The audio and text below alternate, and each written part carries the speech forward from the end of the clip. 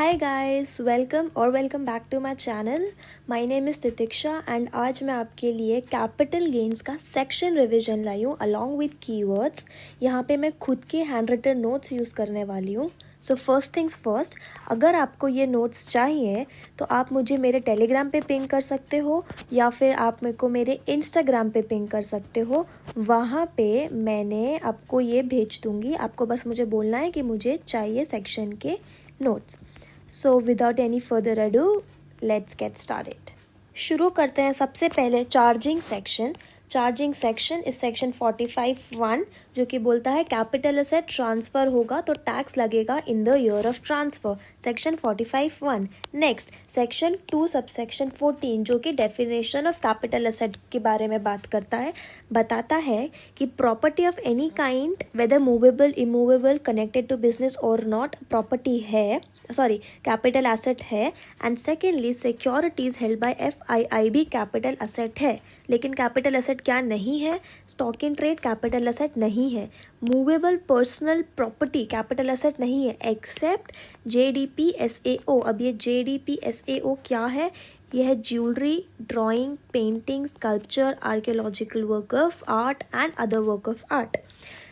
Stock in trade movable personal property except JDPSAO, तो मतलब JDPSAO capital asset है। RALI क्या है? Rural agricultural land in India, rural agricultural land in India. And fourth is gold deposit bond 1999 issued under gold monetization scheme 2015। तो section 45(1) charging section, section 2 subsection 14 is the definition of capital asset जो बोलता है property of any kind, securities held by FII। लेकिन क्या नहीं है? Stock in trade नहीं है, MPP नहीं है, रैली नहीं है और GDB भी नहीं है। ओके अब हम आते हैं नेक्स्ट सेक्शन पे विच इज सेक्शन 2 सबसेक्शन 47।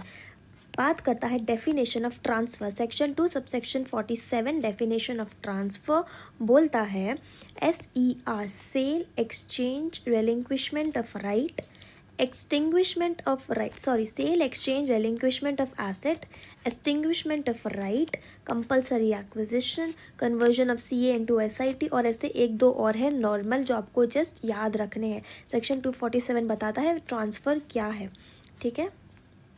उसके बाद सेक्शन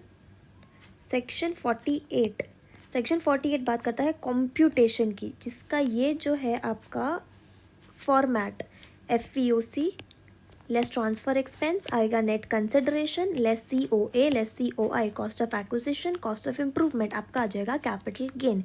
ये है आपका सेक्शन 48 कंप्यूटेशन। वापस section 45 subsection 1 charging section, 214 definition of capital asset, 247 definition of transfer, 48 computation. अब 48 के बहुत सारे प्रोवाइजोज हैं। फर्स्ट प्रोवाइजो बात करता है नॉन रेसिडेंट की। First proviso to section 48 is capital gain for non resident. क्या बोलता है? Applicable to non resident and foreign company जिन्होंने शेयर्स एंड डिबेंचर्स लिए हैं इंडियन कंपनी के, तो उनका कैपिटल गेन कंप्यूट होगा फॉरेन करेंसी में एंड देन कन्वर्ट किया जाएगा उसको रुपीज़ में। यहाँ पे जब हम लोग यहाँ पे आपको जो कन्वर्जन रेट्स लेनी है वो आपको TTBR और TTSR का एवरेज लेना है, इसका एवरेज लेना है। लेकिन जब आप यहाँ पे कन्वर्ट कर रहे हो फाइनली रुपीज़ में तो आपको सिर्फ TTBR लेना होता है। ये आप बुक में से देख लेना क्योंकि ये सुपर क्विक रिविजन है, ठीक है। आगे चलते हैं। आगे आता है सेकंड प्रोवाइजो टू सेक्शन 48 बात करता है इंडेक्सेशन की। इंडेक्सेशन किस में होता है? लॉन्ग टर्म एसेट्स में होता है। 2001-2 का 100 है, उसके पहले का इंडेक्सेशन नहीं है, और 2019-20 का 289 है। वापस से एक बार रिवाइज करते हैं। Section 45 subsection 1 charging section, section 214 definition of capital asset, section 247 definition of transfer, 48 is computation. First proviso to 48 capital gain for NR and second proviso to 48 is indexation. अब हम आते हैं third proviso to section 48। Third proviso बोलता है कि first and second proviso is not applicable in case of computation of long term gain of equity shares, equity oriented units and units of business trust in case of 112A। 112A के under अगर आप computation कर रहे हो capital gain का इन तीन चीज़ों का, तो आपको फर्स्ट और सेकेंड प्रोवाइजो का बेनिफिट नहीं मिलेगा। ये बोलता है third proviso. First and second proviso कौन सा है? फर्स्ट है एनआर के लिए जो बेनिफिट है एंड सेकंड है इंडेक्सेशन का बेनिफिट। हो गया थर्ड प्रोवाइजो, इजी। कौन से तीन करे हमने? First capital gain for NR, second indexation, third not applicable, non applicability of first and second proviso. अब आता है फोर्थ प्रोवाइजो जो बोलता है no indexation on two things, bonds and debentures. Bonds and debentures पे इंडेक्सेशन कभी नहीं मिलेगा एक्सेप्ट दो चीज़ें, सीआईबी और एसजीबी। सीआईबी क्या है? सीआईबी कैपिटल इंडेक्सेशन बॉन्ड, उनका नाम ही कैपिटल इंडेक्सेशन बॉन्ड है, उनको मिल जाएगा। और एसजीबी जो कि आरबीआई इशू करते हैं उस पर भी मिल जाएगा। SGB is sovereign gold bond. अब मैंने यहाँ पे जो ब्लू मार्किंग किया मतलब उसके रिलेटेड कुछ इंपॉर्टेंट पॉइंट है। सोवरेन गोल्ड बॉन्ड का एक पॉइंट याद रखना कि अगर उसका रिडेम्पशन हो रहा है, उसका रिडेम्पशन नॉट ट्रांसफ़र, उसका रिडेम्पशन ऑन मेच्योरिटी हो रहा है बाय इंडिविजुअल ओनली, तो उस पर कैपिटल गेन नहीं आता है एज पर सेक्शन 47। क्या बोलता है फोर्थ प्रोवाइजो कि no indexation on bonds and debentures except CIB, SGB. SGB के लिए redemption by individual, redemption on maturity by individual only, no capital gain as per section 47। Fifth proviso क्या बोलता है? Foreign exchange fluctuation gain on RDB to NR. Fifth proviso बोलता है अगर कोई भी फॉरेन एक्सचेंज फ्लक्चुएशन का गेन हो रहा है, लॉस की बात नहीं है, गेन हो रहा है ऑन आरडीबी। आरडीबी क्या है? Rupee denominated bond. किसको? नॉन रेसिडेंट को। तो जो गेन हुआ है due to appreciation of rupee on redemption of RDB of Indian company shall be ignored. वो इग्नोर कर देंगे, उसमें उसका कुछ नहीं जा रहा, उसकी कोई गलती नहीं है, तो वो इग्नोर कर देंगे। लेकिन अगर लॉस हुआ है तो वो कंसिडर करेंगे। Loss is to be considered. वापस से फटाफट आते हैं। 45(1) charging, 214 definition of capital asset, 247 definition of transfer, 48 computation, first proviso CG for NR, second proviso indexation, third proviso non-applicability of first and second proviso, fourth is no indexation in bonds and debenture, and fifth is foreign exchange fluctuation gains in RDB for NR is to be ignored, gain ignored. Next, sixth proviso जो है वो pending है क्योंकि वो आगे एक से cover होगा, ये मैं भी पेंडिंग रख रही हूँ इसलिए मैंने स्पेस छोड़ा। ठीक है, अब हम आते हैं सेवेंथ प्रोवाइजो। सेवेंथ प्रोवाइजो बोलता है कि एसटीटी क्या होता है? Securities transaction tax. STT is not allowed. STT का आपको कोई भी डिडक्शन, कोई भी बेनिफिट नहीं मिलेगा। टाइम ऑफ सेल और time of purchase, time of sale में इसको ट्रांसफ़र एक्सपेंस में ऐड नहीं करोगे और टाइम ऑफ परचेज में इसको COA में ऐड नहीं करोगे। ये हमारे सारे प्रोवाइजर्स ऑफ सेक्शन 48 हो गए। अब हम आते हैं नेक्स्ट सेक्शन पे which is section 55 cost of acquisition and improvement. Section 55 cost of acquisition and improvement. यहाँ पे अलग अलग चीज़ों की कॉस्ट ऑफ एक्विजिशन और इम्प्रूवमेंट की बात की गई है। फर्स्ट हम आता है गुडविल ऑफ बिजनेस। यहाँ पे एक इंपॉर्टेंट पॉइंट है, goodwill of business, trademark, brand name, right to carry on any business profession etcetera, ये सब अगर सेल्फ जनरेटेड हैं तो नील, लेकिन अगर परचेस्ड हैं तो purchase price. Goodwill of business, trademark, brand name, blah blah blah, nil या purchase price. Goodwill of business only. Goodwill of profession is not a capital asset as per case law of BC Srinivasa Shetty. Goodwill of profession is not a capital asset as per case of BC Srinivasa Shetty. ये था goodwill और intangibles का। Next बात करते हैं bonus shares की। Bonus shares acquired before 1/4/2001, इनका section 55 ही चल रहा है। Okay, bonus shares acquired before 1/4/2001 तो fair market value was on 1/4/2001, लेकिन आफ्टर 1/4/2001 नील, आफ्टर 1/4/2001 नील, लेकिन अगर 112A का कॉम्प्यूटेशन हो रहा है तो उसकी कॉस्ट ऑफ एक्विजिशन हो जाएगी fair market value as on 31 January 2018। ये आपको सेक्शन 112A में इसका लॉजिक भी क्लियर हो जाएगा। ओके, वापस से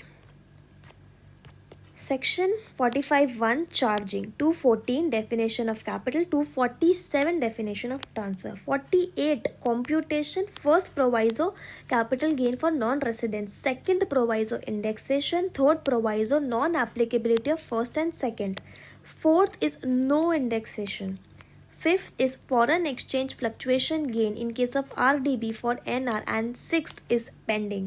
सेवेंथ इज STT का कोई बेनिफिट नहीं, STT का कोई बेनिफिट नहीं। Section 55 cost of acquisition and improvement, intangibles के केस में self generated nil, purchase price, लेकिन goodwill of business capital asset नहीं है, BC श्रीनिवासा शेट्टी। बोनस के केस में before 1/4/2001 fair market value, after 1/4/2001 nil, लेकिन 112A अगर लग रहा है तो fair market value as on 31 Jan 2018। Okay, right shares अगर आपने खुद ने अक्वायर करे हैं तो आपने जितना भी अमाउंट पे किया है कंपनी को वो सीधा सीधा आपका कॉस्ट ऑफ एक्विजिशन हो जाएगा। लेकिन अगर आपने रिनाउंस कर दिए हैं तो आपका कॉस्ट ऑफ एक्विजिशन नील होगा, आपको कैपिटल गेन लगेगा, यहाँ पे कैपिटल गेन लगेगा जिसकी फुल वैल्यू ऑफ कंसिडरेशन होगा रिनाउंसमेंट प्राइस, और कॉस्ट ऑफ एक्विजिशन नील क्योंकि आपका कुछ भी गया नहीं है, और ये शॉर्ट टर्म कैपिटल गेन, ये हमेशा शॉर्ट टर्म ही रहेगा क्योंकि ये 3 साल कभी क्रॉस कर ही नहीं पाएगा। ठीक है, पीरियड ऑफ होल्डिंग कितना होगा इसका, ऑफर डेट टू रिनाउंसमेंट डेट, जो भी ऑफर डेट थी राइट शेयर्स की टू रिनाउंसमेंट डेट, ये तो था आपके लिए जिन्होंने बेचा।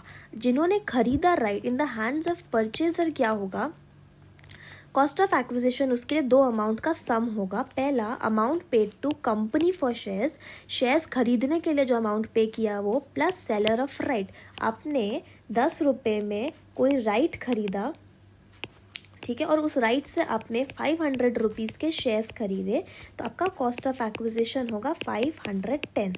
ठीक है, इसका पीरियड ऑफ होल्डिंग होगा from the date of allotment, याद रखना, from the date of allotment and not application and not offer and not renouncement, date of allotment of shares.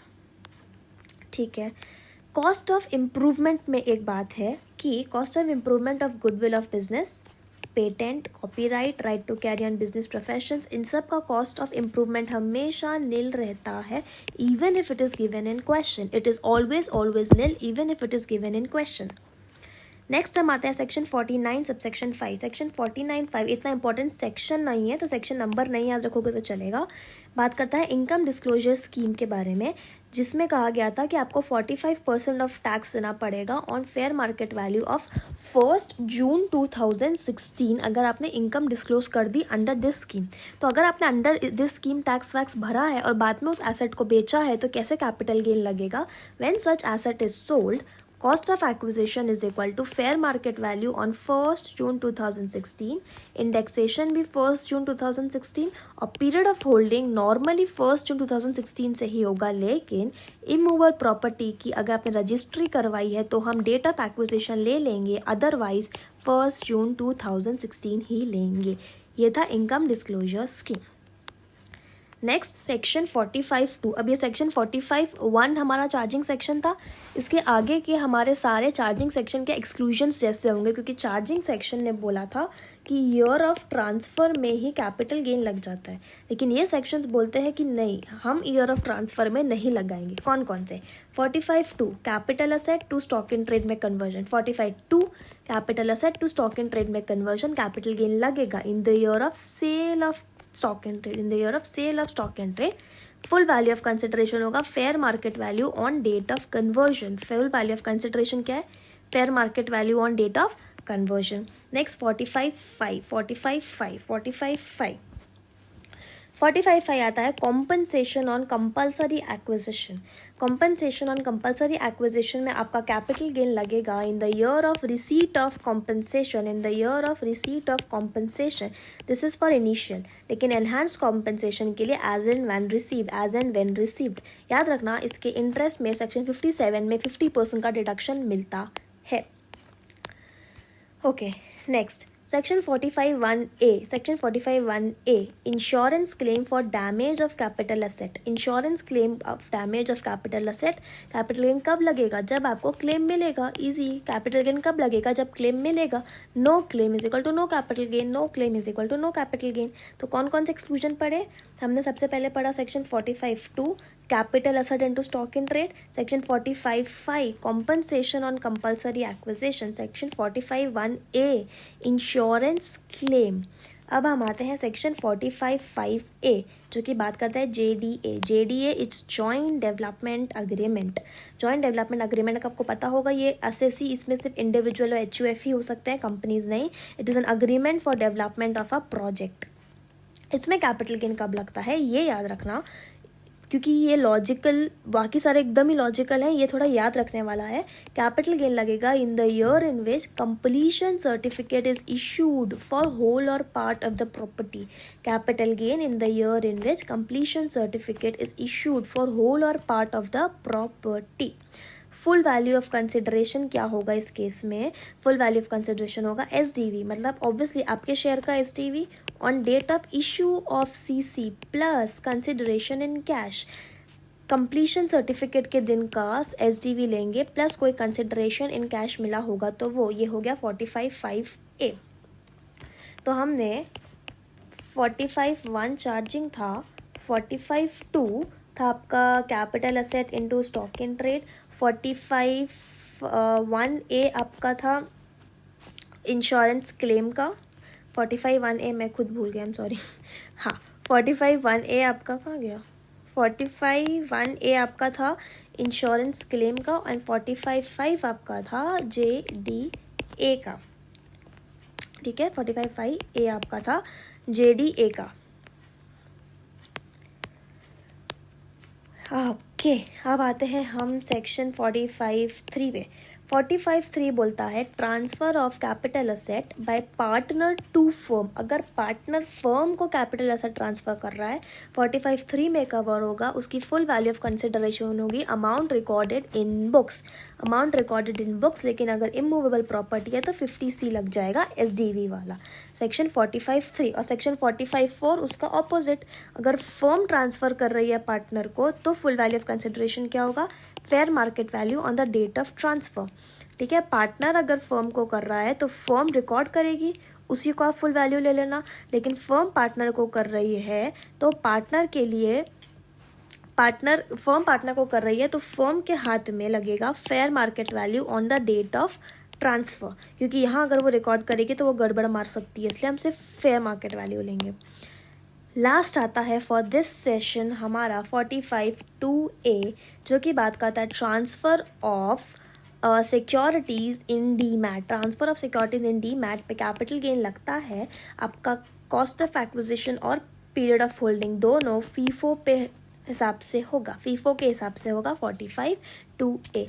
ये हमारा था first part of the section revision of capital gain chapter. वापस से quickly revise करते हैं। 45(1) charging section, 214 definition of capital asset, 247 definition of transfer, 48 computation, first proviso to 48 capital gain for non resident, second proviso to 48 indexation, third proviso बोलता है first और second कहाँ नहीं लगेंगे, फोर्थ बोलता है इंडेक्सेशन कहाँ नहीं लगेगा। ठीक है, sovereign gold bonds redemption by individual पे no capital gain as per 47। Fifth proviso बोलता है foreign exchange fluctuation gain in case of RDB for NR is ignored, loss is considered. Sixth pending है। Seventh बोलता है securities transaction tax not allowed, तो time of sale पे आपको add नहीं करना है ट्रांसफर एक्सपेंस पे, और टाइम ऑफ परचेज में आपको कॉस्ट ऑफ एक्विजिशन में ऐड नहीं करना है। 55 cost of acquisition and improvement, 55 cost of acquisition and improvement, goodwill of business, trademark, brand name, right to carry on profession और बिजनेस, ये सब अगर सेल्फ जनरेटेड है तो नील, परचेज है तो परचेज प्राइस। लेकिन goodwill of profession is not a capital asset as per BC Srinivasa Shetty. Okay, bonus shares before 2001 April fair market value, लेकिन आफ्टर तो नील। लेकिन 112(a) का कॉम्पिटिशन हो रहा है तो 31st January 2018. राइट शेयर आपने खुद ने अक्वायर किए तो amount paid to company, renounce कर दिए तो renouncement price minus cost of acquisition जो कि नील है, उससे आपका कैपिटल गेन आ जाएगा. तो परचेजर के लिए क्या होगा, परचेजर को दो पेमेंट कर रहे हैं, एक तो कंपनी को और एक सेलर ऑफ राइट को, दोनों को ऐड करके कॉस्ट ऑफ एक्विजिशन आ जाएगा. And period of holding from date of allotment of shares. Cost of improvement of goodwill of business, patent, copyright, right to carry business profession, always nil even if given in question. IDS scheme में आपका 1 जून 2016, 1 जून 2016 से सब कुछ होगा. Cost of acquisition भी तब fair market, cost of acquisition fair market value तब का, इंडेक्सेशन भी तब से, पीरियड ऑफ होल्डिंग भी तब से, एक्सेप्ट अगर आपका इमूवेबल प्रॉपर्टी है एंड रजिस्ट्री है तो आपका एक्विजिशन डेट से इमूवेबल प्रॉपर्टी ले सकते हैं. 45.2 capital asset to stock in trade, year of sale. 45.5 compensation on compulsory acquisition, year of receipt of compensation, interest पे 50% deduction. 45.1A insurance claim for damage of capital asset, year in which claim is received, no claim, no capital gain. 45.5A JDA, 45.5A JDA, capital gain in which completion certificate for whole or part is issued. 45.3 transfer of capital asset by partner to firm, तो firm के books में जो record किया गया है वो. And 45.4 is firm to partner, तो जो भी फेयर मार्केट वैल्यू है ऑन डेट ऑफ ट्रांसफर वो. 45.2A is transfer of security in demat, capital gain लगेगा फीफो बेसिस पे. That is it for the first part of it.